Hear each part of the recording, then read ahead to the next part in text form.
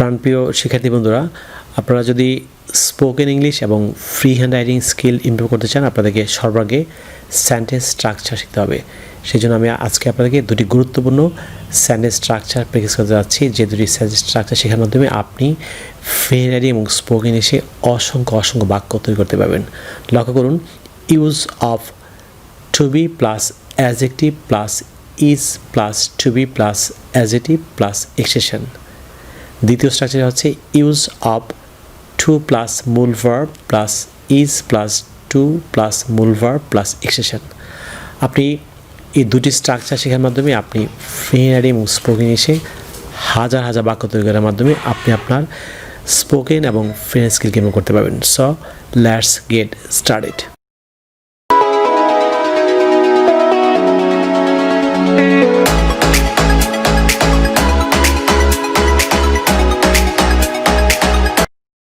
Viewers, লক্ষ্য করুন, বাংলা বাক্যে কিছু হওয়া মানে কিছু হওয়া অর্থে ইংরেজিতে স্ট্রাকচারটি হবে প্রথমে to be plus adjective plus is plus to be plus adjective plus extension. পরে যে স্ট্রাকচারটি বাংলা বাক্যে কিছু করা মানে কিছু করা অর্থে ইংরেজি স্ট্রাকচারটি হবে প্রথমে টু প্লাস মূল verb plus is plus to plus আবার মূল ভার্ব প্লাস এক্সটেনশন। আমি এখানে বাংলা এক্সাম্পল দিয়েছি, আপনি খুব সহজে কীভাবে এই দুটি স্ট্রাকচার দিয়ে আপনি বাংলা থেকে ইংরেজিতে অসংখ্য বাক্য তৈরি করবেন সেটি করাচ্ছি। লক্ষ্য করুন, যেমন প্রথম যে এক্সাম্পলটি, মানুষের সঙ্গে রাগান্বিত হওয়া মানে হেরে যাওয়া, কিংবা মানুষের সঙ্গে রাগান্বিত হওয়া মানেই পরাজিত হওয়া। এই যে বাংলা বাক্যে কোনো কিছু হওয়া মানে কিছু হওয়া অর্থে ইংরেজি স্ট্রাকচারটি হবে প্রথমে হচ্ছে to be plus adjective plus আবার is plus to be plus adjective plus extension.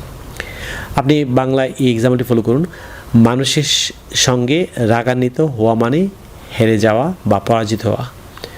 লক্ষ্য করুন, স্ট্রাকচার যে প্রথমে হচ্ছে টু বি প্লাস হচ্ছে অ্যাডজেক্টিভ, এবার কি প্রথমে যে হচ্ছে রাগান্বিত হওয়া। সো টু বি অ্যাংরি কার সঙ্গে, মানুষের সঙ্গে, উইথ পিপল। এই যে স্ট্রাকচার যে ইজ, তারপর হচ্ছে আবার টু বি বসান, তারপর হচ্ছে অ্যাডজেক্টিভ, এই যে পরাজিত হওয়া হচ্ছে ডিফিটেড। সো পুরো বাক্যটি হচ্ছে to be angry with people is to be defeated, অর্থাৎ মানুষের সঙ্গে রাগান্বিত হওয়া মানে পরাজিত হওয়া, কিংবা মানুষের সঙ্গে রাগান্বিত হওয়া মানে হেরে যাওয়া। আপনি পরের যে এক্সাম্পলটি ফলো করুন, ইংরেজি শেখা মানে উজ্জ্বল ভবিষ্যৎ গড়া। এই যে বাংলা বাক্যে কিছু করা মানে কিছু করা, ইংরেজিতে স্ট্রাকচারটি হবে প্রথমে টু, তারপর হচ্ছে মূল ভার্ব, তারপর ইজ, তারপর হচ্ছে আবার টু প্লাস মূল ভার্ব প্লাস এক্সটেনশন। ইংরেজি শেখা মানে উজ্জ্বল ভবিষ্যৎ গড়া, দুটি ভার্ব এখানে। সো প্রথমে হচ্ছে টু প্লাস মূল ভার্ব, সো ইংরেজি শেখা হচ্ছে টু লার্ন ইংলিশ। স্ট্রাকচার হচ্ছে ইজ, তারপর আবার টু প্লাস মূল ভার্ব। সো গড়া হচ্ছে টু বিল্ড আপ, কী করা, উজ্জ্বল ভবিষ্যৎ, bright future. To learn English is to build up bright future. ইংরেজি শেখা মানে উজ্জ্বল ভবিষ্যৎ গড়া। আপনি এই দুটি স্ট্রাকচার দিয়ে আপনি অসংখ্য বাক্য তৈরি করতে পারবেন। পরের এক্সাম্পলটি ফলো করুন, ধার্মিক হওয়া মানে সুখী হওয়া। এটি হচ্ছে প্রথম যে স্ট্রাকচারটি টু প্লাস টু বি দিয়ে। সো ধার্মিক হওয়া মানে হচ্ছে টু বি ফায়াস বা টু বি রিলিজিয়াস। আমাদের ধার্মিক হচ্ছে ফায়াস কিংবা রিলিজিয়াস। আপনি দুটি অ্যাডজেক্টিভ যে কোনো একটি ব্যবহার করতে পারবেন। আমি এখানে ফায়াস লিখেছি। To be pious is to be happy.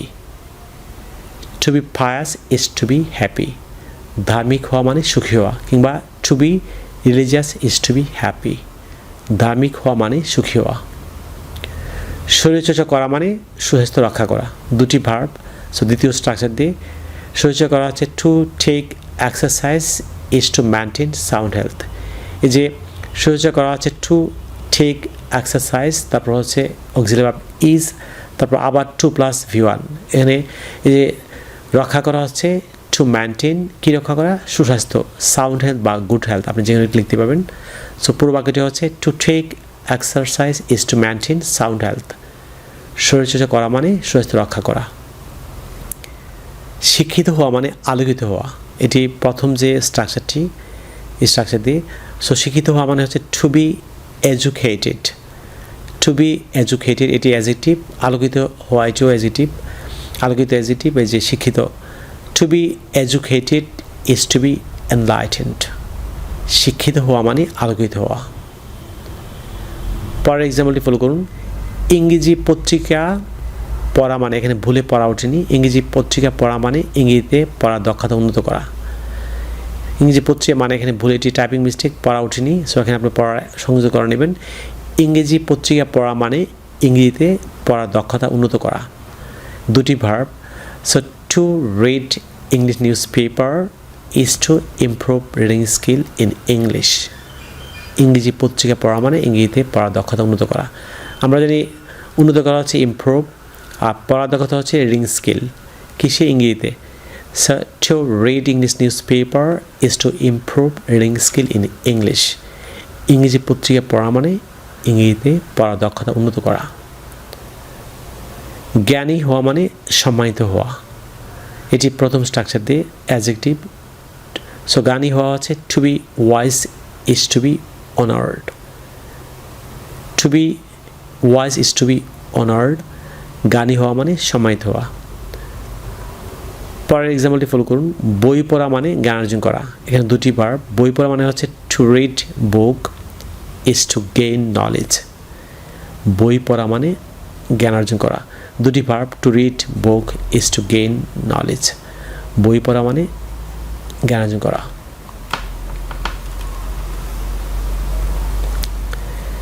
লক্ষ্য করুন, অন্যের সাথে ঘনিষ্ঠ হওয়া মানে অন্যের বন্ধু হওয়া। অন্যের সাথে ঘনিষ্ঠ হওয়া মানে অন্যের বন্ধু হওয়া। প্রথম স্ট্রাকচার দিয়ে adjective. To be intimate with others is to be others friend. অন্যের সাথে ঘনিষ্ঠ হওয়া মানে অন্যের বন্ধু হওয়া। মাতৃভূমিতে বাস করা মানে স্বর্গে বাস করা, মানে জন্মভূমিতে বাস করা মানে স্বর্গে বাস করা। So to live in the motherland, to live in the motherland is to live in the paradise. স্বর্গ হচ্ছে প্যারাডাইস, মাতৃভূমি হচ্ছে motherland. So to live in the motherland is to live in the paradise. মাতৃভূমিতে বাস করা মানে স্বর্গে বাস করা। খুব সকালে ঘুম থেকে ওঠা মানে সকল কাজ যথাসময়ে করা।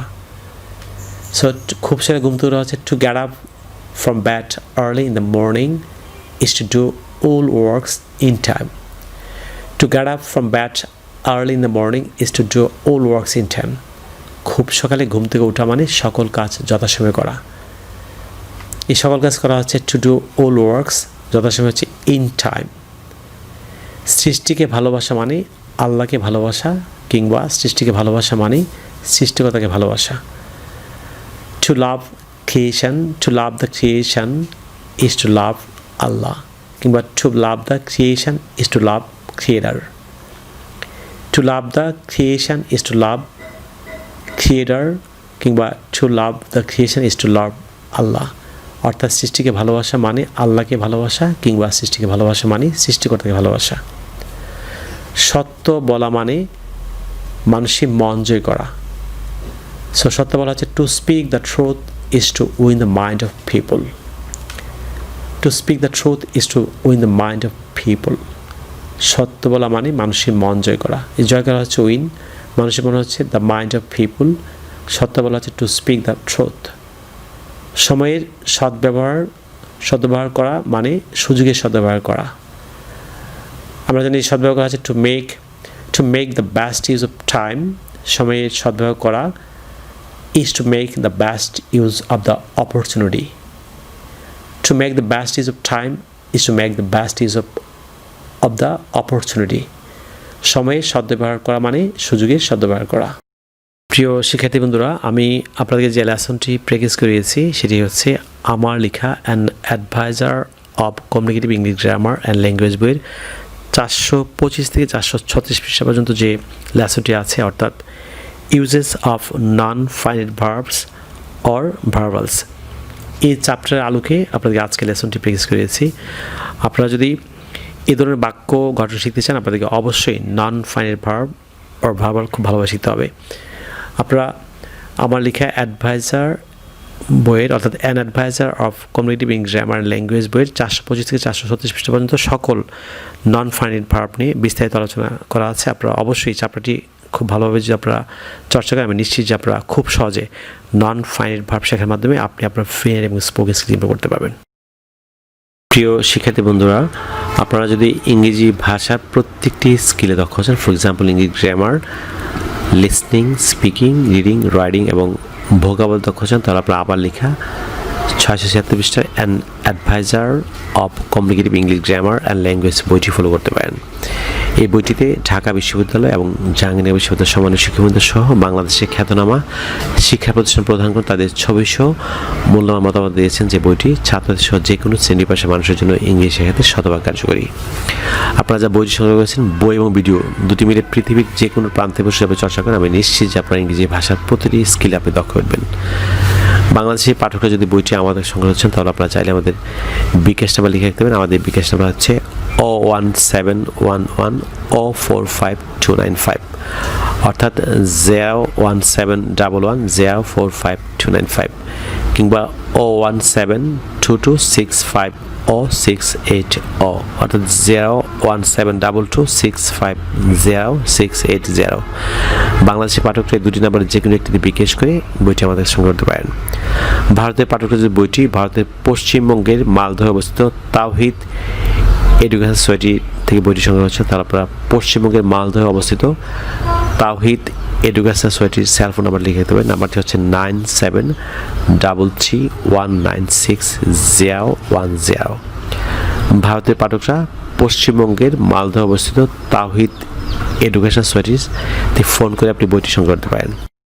প্রিয় শিক্ষার্থী বন্ধুরা, আপনারা যে সোশ্যাল মিডিয়া অর্থাৎ ফেসবুকে আমার সাথে যুক্ত হচ্ছেন, তাহলে ইউটিউবে আমার চ্যানেলটি আছে learn English with Shimul sir, all the same নামে, অর্থাৎ একই নামে ফেসবুকে আমার একটি পেজ এবং গ্রুপ আছে। আপনারা খুব দ্রুত পেজ এবং গ্রুপে যুক্ত হতে পারেন। আপনারা যারা আজকে আমার চ্যানেল নতুন কিংবা যারা চ্যানেলটি এখন সাবস্ক্রাইব করেনি, যারা সাবস্ক্রাইব ভুলে গিয়েছেন, আপনারা যদি আমাদের এই পরিবারের নতুন সদস্য হতে চান, তাহলে আপনারা অবশ্যই সাবস্ক্রাইব বাটনে ক্লিক করে চ্যানেল সাবস্ক্রাইব করে রাখুন। তাছাড়া পাশে যে বেল বাটন দেখতে পাচ্ছেন, সেটা ক্লিক করে রাখুন, যাতে আপনি ইউটিউব থেকে আমার পরবর্তী নতুন লেসন সম্পর্কে আপনি নোটিফিকেশন পান। সুপ্রিয় শিক্ষার্থী বন্ধুরা, পরবর্তী লেসন নিয়ে আপনাদের সঙ্গে আবারও দেখা হচ্ছে। আপনাদের জন্য অফুরন্ত শুভকামনা। আপনার সবাই ভালো থাকুন, অনেক ভালো। So no more today, I will see you in another video. Take care, bye by.